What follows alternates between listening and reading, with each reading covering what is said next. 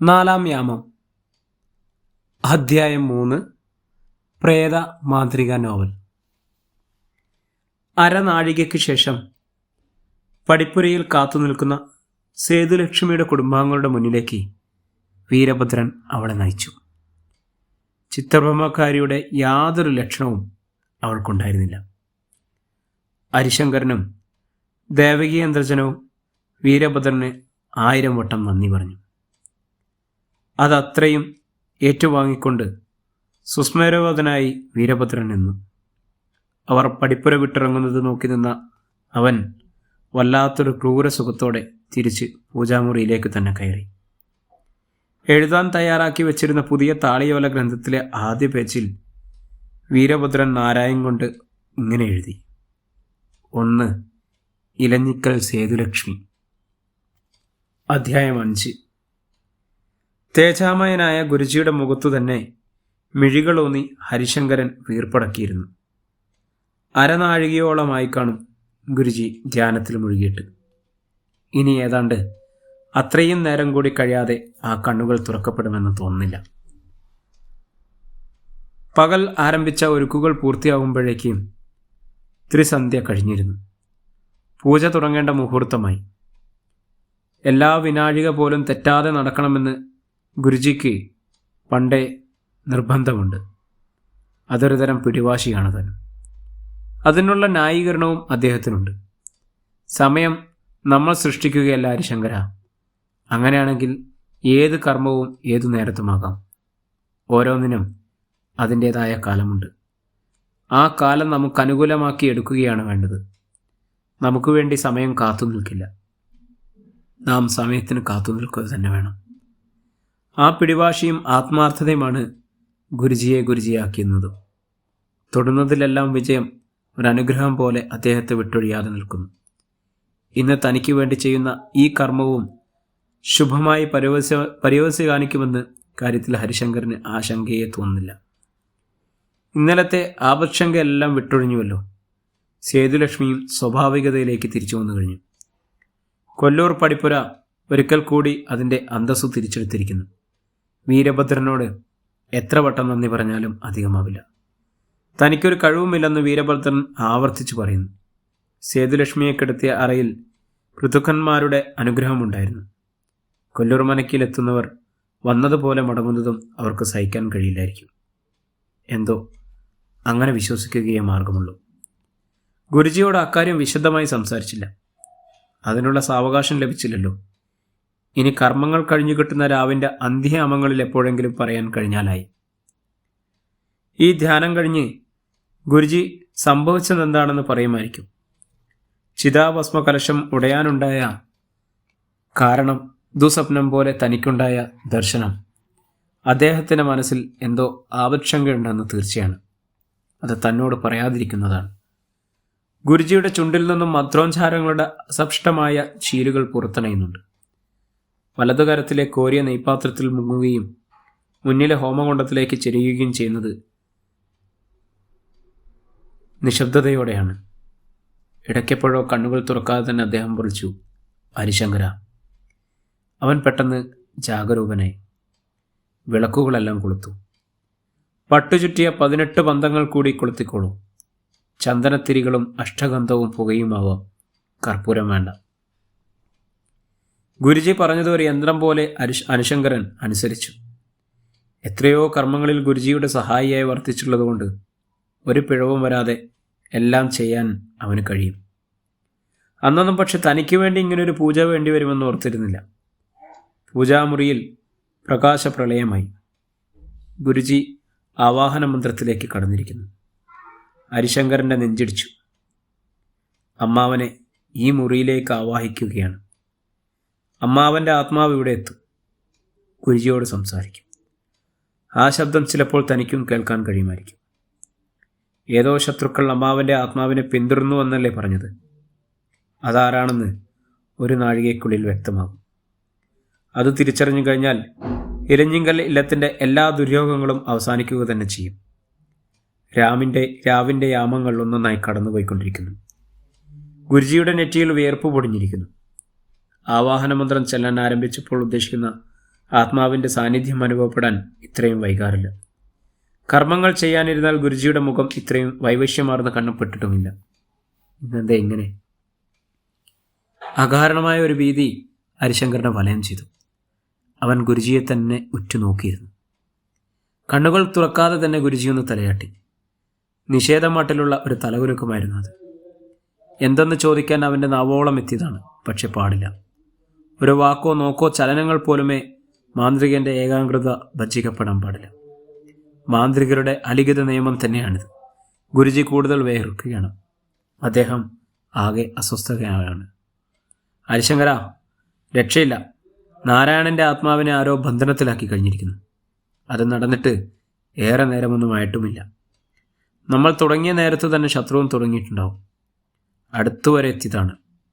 എന്തെങ്കിലും പറയാനോ സൂചന എന്തെങ്കിലും നൽകാനോ കഴിയും മുൻപ് ശത്രു നാരായണനെ തിരികെ ആവാഹിച്ചു. കഠിന മന്ത്രങ്ങളിലൂടെയാണത് സാധിച്ചിരിക്കുന്നത്. നാരായണൻ്റെ വിവശത ഞാൻ അറിഞ്ഞു. പ്രതിയോഗി ആരായാലും ഭയങ്കരനാണ്. നാരായണൻ നമ്മുടെ പിടിവിട്ട് പോവുക തന്നെ ചെയ്തു. ഇനി ഉടനെ ഒരു മാർഗവുമില്ല. പ്രതിയോഗിയെ തിരിച്ചറിയും വരെ നിശബ്ദതയാണ് കരണീയം. ഞാനത് അന്വേഷിച്ചുകൊണ്ടിരുന്നു. എനിക്കിങ്ങനെ ഒരു പരാജയം ഇന്നോളം സംഭവിച്ചില്ല. ഗുരുജിയുടെ ശബ്ദത്തിലും ആദ്യമായി ഒരു നിരാശ പതിച്ചിരിക്കുന്നത് ഹരിശങ്കരനറിഞ്ഞു. തൻ്റെ മനസ്സിൽ ഭയത്തിൻ്റെ ഒരു കടലിരമ്പുന്നത് സ്വയം അറിഞ്ഞു. പൂജാമുറിയിലെ നിലവിളക്കിൽ ഒരു തിരി സ്വയം അണഞ്ഞു. അപശകുനം. ഗുരുജി ഒന്ന് നടങ്ങിയത് ഹരിശങ്കരൻ വ്യക്തമായും കണ്ടു. കൈകൾ കൊണ്ട് തലയും താങ്ങി ഗുരുജിയുടെ നിരാശയോടെയുള്ള ഇരിപ്പ് അവൻ ആദ്യമായി കാണുകയായിരുന്നു. ഇന്നത്തേക്ക് ഇനി ഒന്നും ചെയ്തിട്ട് കാര്യമില്ല ഹരിശങ്കര. ശത്രുവിനെ തിരിച്ചറിയാതെ എന്തു ചെയ്തിട്ടെന്ത് പ്രയോജനമിൽ? ശത്രു ആരാണ് ശത്രു? ഗുരുജിക്ക് എങ്ങനെയാണ് ഒരു ശത്രു ഉണ്ടാവുക? ഈ ലോകത്ത് ഒരാളെയും ശത്രുവായി കാണാൻ കഴിയാത്ത മനുഷ്യനാണ് ഗുരുജി. ഇതുപോലെ മരിച്ചുപോയ അമ്മാവൻ്റെ ആത്മാവിനെ തടവിലാക്കുന്നതിലൂടെ ആ ശത്രുവിന് എന്ത് നേടാനുണ്ട്? എല്ലാം അറിയാൻ കഴിയുന്ന ഗുരുജിക്ക് പോലും കണ്ടുപിടിക്കാൻ കഴിയാത്ത ആ അജ്ഞാത ശത്രു തീർച്ചയായും അപകടകാരിയായിരിക്കണം. ഗുരുജി ഒന്നും പറയുന്നില്ലെങ്കിലും അദ്ദേഹത്തിൻ്റെ ഈ മൗനത്തിന് 1000 നാവുകളുടെ വാചാലതയുണ്ട്. ഹരിശങ്കരൻ പൂജാമുറിയിലെ വിളക്കുകൾ കെടുത്തി ഉപകരണങ്ങൾ അതത് സ്ഥാനത്ത് വെച്ചു. അതെല്ലാം ഹരിശങ്കരൻ്റെ ചുമതലയാണ്. ഗുരുജിയെ കൂടാതെ തറവാട്ടിൽ അദ്ദേഹത്തിൻ്റെ ഒരു വിധവയായ സഹോദരിയും അവരുടെ 2 മക്കളുമുണ്ട്, ഗോപികൃഷ്ണനും ഗിരിജാമണിയും. അവർക്കാർക്കും ഗുരുജിയുടെ പൂജാമുറിയിലേക്കുള്ള ഭാഗത്തേക്ക് പോലും പ്രവേശനമില്ല. ഗോപികൃഷ്ണനാണെങ്കിൽ അമ്മാവിൻ്റെ മന്ത്രങ്ങളിലൊന്നും വിശ്വാസമില്ല. ഗിരിജാമണി അങ്ങനെയല്ല. പൂജയ്ക്കുള്ള ദിനങ്ങൾ പൂക്കൾ ശേഖരിക്കുന്നതും ഒരുക്കുന്നതും ഹരിശങ്കരനെ സഹായിക്കുന്നതും അവൾക്കിഷ്ടമാണ്. ഗുരുജിക്ക് അതിലെതിർപ്പില്ല. വിധവകൾക്ക് പൂജാമുറിയിൽ കയറിക്കൂടാം. അവരെ ഒരിക്കലും ഇങ്ങോട്ടേക്ക് കാണാറുമില്ല. ഒരിക്കൽ ശ്രീമംഗലം ഗ്രാമത്തിലെ ത്രിമൂർത്തികളായ ഗുരുജിയും തൻ്റെ അമ്മാവൻ നാരായണൻ നമ്പൂതിരിയും കൊല്ലൂർ മനക്കിലെ വാസുദേവൻ തിരുമേനിയും മൂവരും മാന്ത്രിക കർമ്മങ്ങളിൽ പ്രഗത്ഭരാണ്. 3 പേരുടെയും കുടുംബവും മാന്ത്രിക പാരമ്പര്യമുള്ളവ. എങ്കിലും പേരുകൊണ്ടും പ്രശസ്തി കൊണ്ടും കൊല്ലൂർ മനക്ക് ആയിരുന്നു മുന്നിൽ. അതവർക്കൊരു അസൂയയ്ക്കുള്ള കാരണമേ ആയിരുന്നില്ല. എല്ലാ വൈകുന്നേരങ്ങളിലും മൂവരും ഒരുമിച്ചാണ് ക്ഷേത്ര ദർശനത്തിനും മറ്റും പോവുക. ആ മൂവരും ഒത്തുചേരാത്ത ഒരു കാര്യവും അന്ന് ശ്രീമംഗലത്തുണ്ടായിരുന്നില്ല. കൊല്ലൂർ വാസുദേവനുണ്ടെങ്കിൽ ഇലഞ്ഞിക്കൽ നാരായണനും തെക്കുപാട്ട ഗുരുജിയുമുണ്ട്. ഗുരുജി ഉണ്ടെങ്കിൽ മറ്റുള്ളവർ 2. ഒരു തൊഴിൽ ചെയ്യുന്നവരുടെ കൂട്ടത്തിൽ ഇത്രയും സുഹൃത്ത് ബന്ധം, പരസ്പരം വിശ്വാസവും ആത്മാർത്ഥതയും കാണിക്കുന്നവർ മറ്റെവിടെയും കാണില്ല. ശ്രീമംഗലം ഗ്രാമത്തിൻ്റെ സൗഭാഗ്യകാലമായിരുന്നു അത്. അവരിൽ ഒരാളുടെ പ്രശ്നം മറ്റ് 2 പേരുടേതുമായിരുന്നു. അവർ മൂവരും കൂടി നടന്നു പോകുന്നത് കാണാൻ തന്നെ ഐശ്വര്യമായിരുന്നു എന്ന് അമ്മ പറയാറുള്ളത് ഹരിശങ്കരൻ ഓർമ്മിച്ചു. അവരിൽ ആദ്യം പോയത് കൊല്ലൂർ വാസുദേവനായിരുന്നു. പിന്നീട് തൻ്റെ അമ്മാവൻ. 2 പക്ഷങ്ങളും തകർന്ന ജഡായുവിനെ പോലെ ഇനി ഞാൻ മാത്രമുണ്ട് ബാക്കിയെന്ന് ഗുരുജി എപ്പോഴും പറയാറുണ്ട്. അന്നത്തെ കാലത്തെക്കുറിച്ച് പറയുമ്പോൾ ഗുരുജിയുടെ കണ്ണുകൾ നിറയുന്നത് കണ്ടിട്ടുണ്ട്. നാരായണന് വേണ്ടി അവൻ മരിച്ചു കഴിഞ്ഞിട്ട് പോലും എനിക്കൊന്നും ചെയ്യാൻ കഴിയുന്നില്ലല്ലോ ശങ്കര. എൻ്റെ അവകാശം പോലും തടയപ്പെടുകയാണല്ലോ. ഒടുവിൽ ഗുരുജി മന്ത്രിച്ചു. ആ ശബ്ദം വല്ലാതെ ഇടറിയിരുന്നു. ഹരിശങ്കരൻ ഇന്ന് പോയിക്കോളൂ. നാളെ പകലേ ഇങ്ങോട്ട് പോന്നുള്ളൂ. ഒരു പൂജ കൂടി ചെയ്തു നോക്കാം. നാരായണനെ പോലെയുള്ള ഒരു സ്നേഹിതനു വേണ്ടി മരിക്കാനും സന്നദ്ധനാണ് ഞാൻ. അവൻ്റെ ആത്മാവിനെ പോലും വെറുതെ വിടാത്ത ദുഷ്ടനെ ഞാൻ വെറുതെ വിടില്ല. നമുക്ക് നോക്കാം. ഗുരുജി വീണ്ടും ചിന്താധീനനായി ചാരുകസേരയിൽ തന്നെ ഇരിക്കുന്നത് കണ്ടിട്ടാണ് ഹരിശങ്കരൻ മടങ്ങിയത്. പിറ്റേന്ന് വെയിൽ മങ്ങിയ നേരത്തു തന്നെ അവൻ തെക്കുപാട്ട് തറവാട്ടിലെത്തി. ഗുരുജി നേരത്തെ പറഞ്ഞിരിക്കണം. ഹരിശങ്കരൻ ചെല്ലുമ്പോൾ ഗിരിജാമണി പൂപ്പാലികളുമായി തയ്യാറായി. ശങ്കരൻ അറിയോ, ഇന്ന് ചുവന്ന പൂക്കൾ മാത്രം മതി എന്ന് അവൻ പറഞ്ഞിരിക്കുന്നു. എന്താ എത്ര വൈകിയേ? എന്തോരം പൂക്കൾ അർത്താലേ ദീപാരാധന കഴിഞ്ഞാലുടൻ പൂജ തുടങ്ങുമെന്ന് പറഞ്ഞു. എന്നാൽ പിന്നെ സുന്ദരിക്കുട്ടിക്കതങ്ങ് പൂർത്തിയാക്കാമായിരുന്നില്ലേ? ഞാൻ ഇനിയും വൈകിയിരുന്നെങ്കിലോ? അവളെ ഒന്ന് കുറുമ്പെടുപ്പിക്കാനാണ് അവൻ പറഞ്ഞത്. മറുപടി ഉണ്ടായില്ല. അതിനു മുമ്പേ ഉമ്മർത്ത് ഗുരുജിയുടെ കാൽപ്പെരുമാറ്റം. ഇരുവരും പെട്ടെന്ന് തൊടിയിലേക്ക് നീങ്ങി. രണ്ടുപേരും രണ്ട് ഭാഗത്തേക്കാണ് നീങ്ങിയത്. ഇറങ്ങിയ പൂത്തുപടർന്ന ചെമ്പരത്തിക്കാടിനടിയിലേക്ക് കൊച്ചുകുട്ടിയുടെ പ്രസരിപ്പോടെ ഗിരിജാമണി കുതിച്ചു. 10-16 വയസ്സായ പെണ്ണാണ് താനെന്ന് അവൾക്കിനിയും ബോധ്യമായിട്ടില്ലെന്ന് തോന്നും. ആ ഓട്ടവും കുറുമ്പും കണ്ടാൽ. ആദ്യം പൂപ്പാലിക നിറച്ച് അമ്മാവൻ്റെ മുന്നിൽ വമ്പത്തിയാകാനുള്ള തന്ത്രപ്പാട്. വാശിയോടെ ഹരിശങ്കരും മറ്റൊരു ചെടിച്ചോട്ടിലെത്തി. ഹരിശങ്കരനെ ഞെട്ടിത്തെരിപ്പിച്ചുകൊണ്ട് ഗിരിജാമണിയുടെ വിഹ്വലമായ ഒരാർത്തനാദം. ഒപ്പം അവൾ നിന്നിടത്തേക്ക് ചിതറിത്തെറിപ്പിച്ച് ചെമ്പരത്തിപ്പൂക്കൾ. പൂക്കട വലിച്ചെറിഞ്ഞ് ഹരിശങ്കരൻ അവിടേക്ക് പാഞ്ഞു വന്നു. എന്താ എന്താ ഗിരിജാമണി, എന്താ അവിടെ? വിളറി വേർത്ത് അവൾ ചെമ്പരത്തിക്കാടിന് നേരെ ചൂണ്ടി. അധ്യായം 6.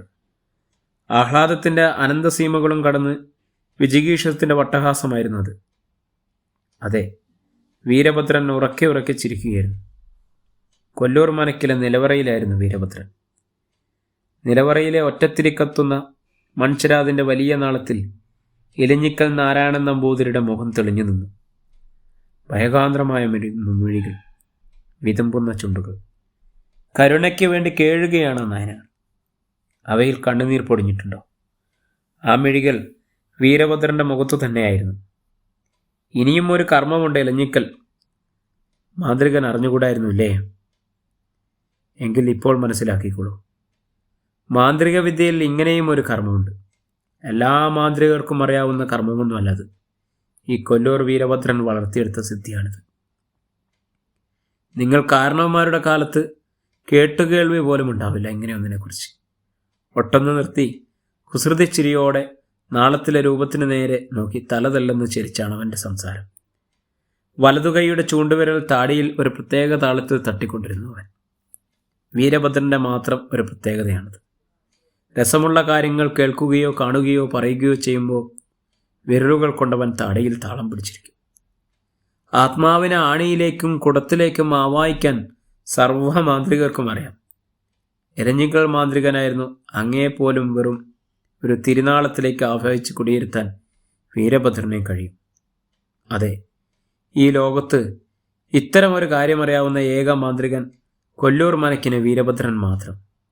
എത്ര കാലത്തേക്ക് വേണമെങ്കിലും അങ്ങേക്കിങ്ങനെ ബന്ധനത്തിൽ കിടക്കാം. ഞാനല്ലാതെ മറ്റൊരാളിതറിയാൻ പോകുന്നുമില്ല. വീരഭദ്രൻ രസനീയമായൊന്ന് ചിരിച്ചു. നാരായണൻ നമ്പൂതിരിയുടെ ആത്മാവ് ദീപനാളങ്ങളിൽ കിടന്ന് പിടഞ്ഞു. ഇനി തനിക്ക് മോചനമില്ലെന്ന് തിരുമേനിയുടെ ആത്മാവ് അറിയുന്നു. രക്ഷപ്പെടേണ്ട. ഒടുവിലെത്ത മുഹൂർത്തത്തിലാണ് വീരഭദ്രൻ തന്നെ പിടികൂടിയത്. ഗുരുജി ഒന്നും അറിയുന്നുണ്ടാവില്ല. ഇവൻ തന്നെ പിടികൂടുന്നതിന് അരനാഴികയ്ക്ക് മുൻപേ ഗുരുജി ആവാഹന പൂജ ആരംഭിച്ചിരുന്നെങ്കിൽ എന്നേക്കുമായി തനിക്ക് മോചനം ലഭിച്ചേനെ. ഇനി അങ്ങനെയൊന്നും ഉണ്ടാവില്ല. വീരഭദ്രൻ്റെ കാരുണ്യം പ്രതീക്ഷിക്കുകയേ വേണ്ട.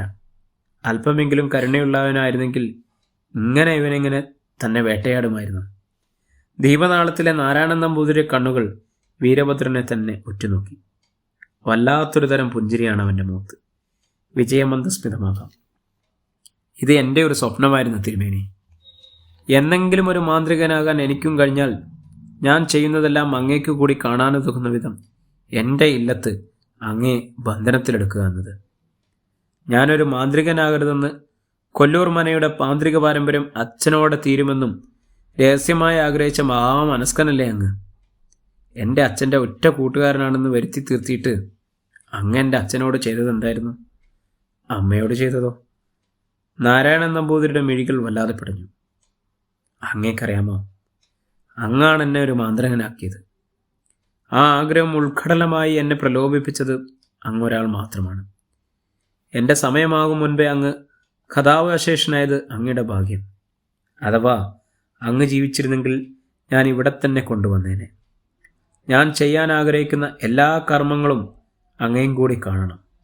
അത് മറ്റൊരു ലോകത്തായിരുന്നു കൊണ്ടായിരിക്കരുതെന്ന് എനിക്ക് നിർബന്ധമുണ്ടായിരുന്നു. ഹരിശങ്കരൻ എത്ര ശ്രമിച്ചാലും ആ ചിതാഭസ്മശകലം, ആ കലാശം പാപനാശിനിയിലെത്തില്ലായിരുന്നു. ഇത് ഇന്നലെ തന്നെ അങ്ങയെ രക്ഷപ്പെടുത്താൻ ഗുരുജി എന്തുമാത്രം കഷ്ടപ്പെട്ടു. എന്നെ തിരിച്ചറിയാൻ ഗുരുജിക്കെന്നല്ല ഇന്നുള്ള ഒരു മാന്ത്രികനും സാധിക്കില്ല. ഇനി അതിനായി പുതിയൊരു മാന്ത്രികൻ ഉണ്ടാകാനും പോകുന്നില്ല. ആരോടാ വീരഭദ്ര നിന്റെ ഈ വാശി? എന്തിന്? അതുകൊണ്ട് നിനക്കെന്ത് നേട്ടം? നാരായണൻ നമ്പൂതിരിയുടെ ശബ്ദം വീരഭദ്രൻ വ്യക്തമായി നിലവറയിൽ കേട്ടു. അവനപ്പോഴും ചിരിച്ചു. അങ്ങേക്കിതിപ്പോഴും ബോധ്യമായില്ലേ? എൻ്റെ ഏറ്റവും വലിയ വാശി ഇലഞ്ഞിക്കൽ ഇല്ലത്തിലെ നിങ്ങളോടായിരുന്നു. ഇന്നും നിങ്ങൾ ജീവനോടെ ഇരിക്കുന്നുണ്ടെങ്കിൽ ഇലഞ്ഞിക്കൽ നിങ്ങളുടെ വശമുണ്ടല്ലോ. മരുമകൾ, അതെൻ്റെ പ്രതികാരത്തിൻ്റെ ഒരു ഭാഗമേ ആകുന്നുള്ളൂ. എൻ്റെ അമ്മ അനുഭവിച്ച ദുഃഖത്തിൻ്റെ ആഴം എന്നെപ്പോലെ അറിഞ്ഞവരാരുമില്ല.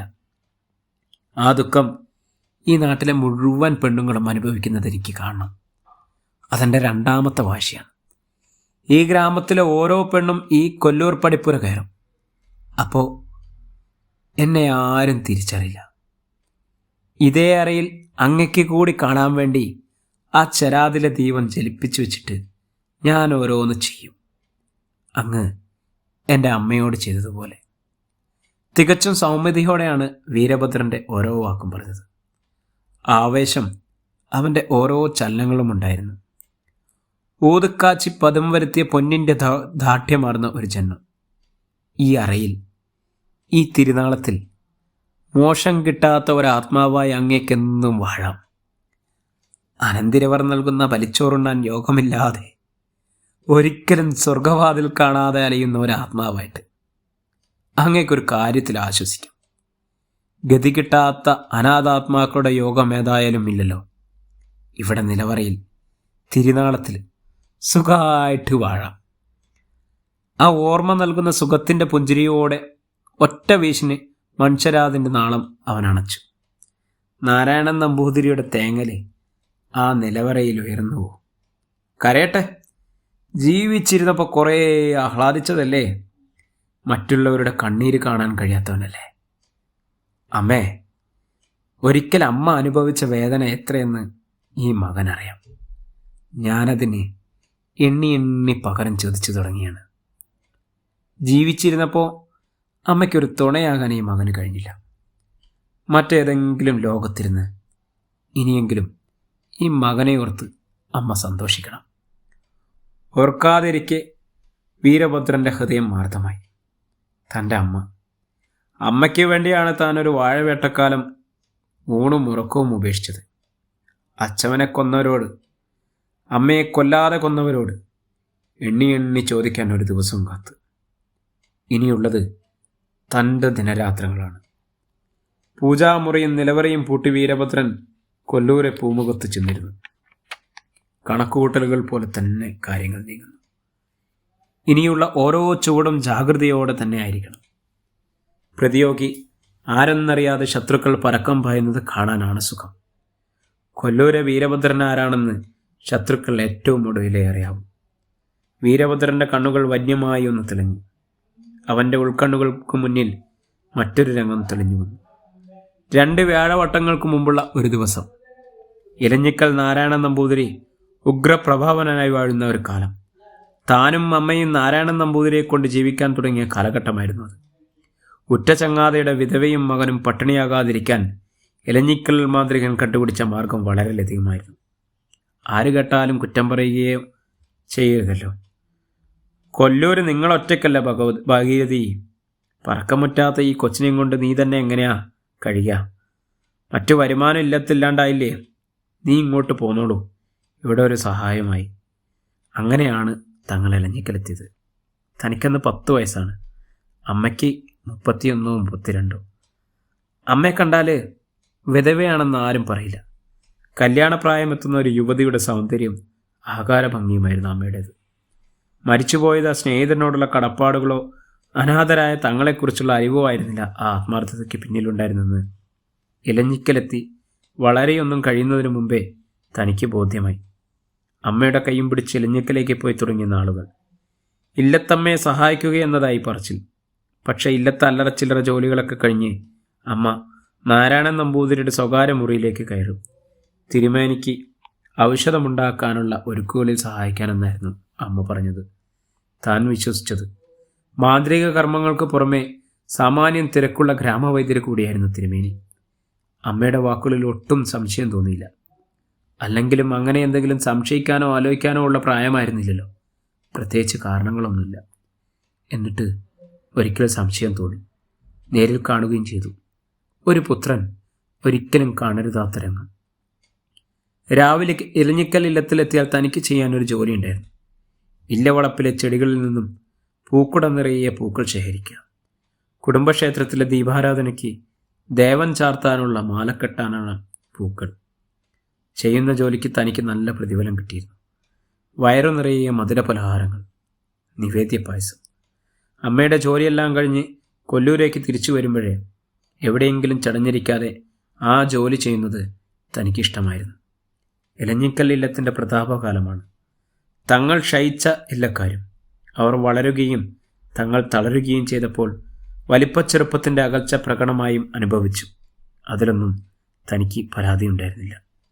ആ ദിവസം അതിന്നും എത്ര നന്നായി ഓർക്കുന്നു. വീട്ടിലെ പുറംജോലികൾ കഴിഞ്ഞ് നാരായണൻ തിരുമേനിയുടെ ഔഷധശാലയിലേക്ക് അമ്മ കയറിപ്പോകുന്നത് കണ്ടുകൊണ്ടാണ് പൂക്കുടയുമായി ഞാൻ തൊടിയിലേക്ക് നടന്നത്. ആവശ്യത്തിലേറെ പൂക്കൾ പൂക്കുട നിറച്ചിട്ടും ഇല്ലത്ത് പിന്നിലെ മുറ്റത്തിൻ്റെ അതിരിൽ ഒരു ചെമ്പരത്തി നിറയെ പൂത്തു നിൽക്കുന്നത് കണ്ടപ്പോൾ ഒരു കൊതി. ആ പൂക്കൾ കൂടി ഇറക്കണം. താൻ അങ്ങോട്ട് ചെന്നു. ശിഖരങ്ങളായി വളർന്നു മുറ്റിയ ചെമ്പരച്ചെടിയുടെ ശാഖകൾ എത്തിപ്പിടിച്ച് വളച്ച് പൂവടർത്തി പിടിച്ചുകൊണ്ടിരിക്കെ യാദൃശികമായി ചെവികളിൽ ആ ശബ്ദം വന്നു വലിച്ചത്. പെട്ടെന്ന് അവനത് തിരിച്ചറിയുകയും ചെയ്തു. അമ്മയുടെ ശബ്ദം. അടക്കിപ്പിടിച്ച അമ്മ ചിരിക്കുന്നു. ഒപ്പം നാരായണൻ നമ്പൂതിരിയുടെ പതിഞ്ഞ മട്ടിലുള്ള സ്വരം. അത് തുടരുകയും മുറുകുകയുമാണെന്നറിഞ്ഞപ്പോൾ അവൻ്റെ ബാലകൗതുകം ഉണർന്നു. കഷായത്തിനൊരുക്കുന്ന നേരത്തെന്താപ്പോ ഇതുപോലെ ഇത്ര ചിരിക്കാൻ? വീരഭദ്രൻ പൂക്കുട താഴെ വെച്ചു. മുറിയുടെ പിന്നിൽ അഴികളുണ്ടായിരുന്നു. വല്ല വിധേനയും വീരഭദ്രൻ ശബ്ദമുണ്ടാക്കാതെ ആ അഴികൾക്ക് നേരെ പൊത്തിപ്പിടിച്ചു കയറി. യാതൊരു ശബ്ദവും ഉണ്ടാവാതിരിക്കാൻ പ്രത്യേകം ശ്രദ്ധിച്ചിരുന്നു. അപ്പോൾ മധ്യാഹ്നമേ ആയിരുന്നുള്ളൂ. പ്രിയമുള്ളവരെ, ഈ കഥ ഇവിടെ തുടരുകയാണ്. ഈ മാന്ത്രിക നോവലിൻ്റെ അടുത്ത അധ്യായത്തിനായി നമ്മുടെ ചാനലൊന്ന് സബ്സ്ക്രൈബ് ചെയ്യുകയും ബെല്ലൈക്കൺ അമർത്തുകയൊക്കെ ചെയ്യുക. ഇടയ്ക്ക് വരുന്ന കൂട്ടുകാർക്ക് പ്ലേലിസ്റ്റിൽ നമ്മൾ ഒരുക്കിയിട്ടുണ്ട് കഥകൾ. അപ്പോൾ അവിടെ നിന്ന് 1 മുതലുള്ള പാട്ടുകൾ കിട്ടും. എല്ലാവർക്കും നന്ദി, നമസ്കാരം.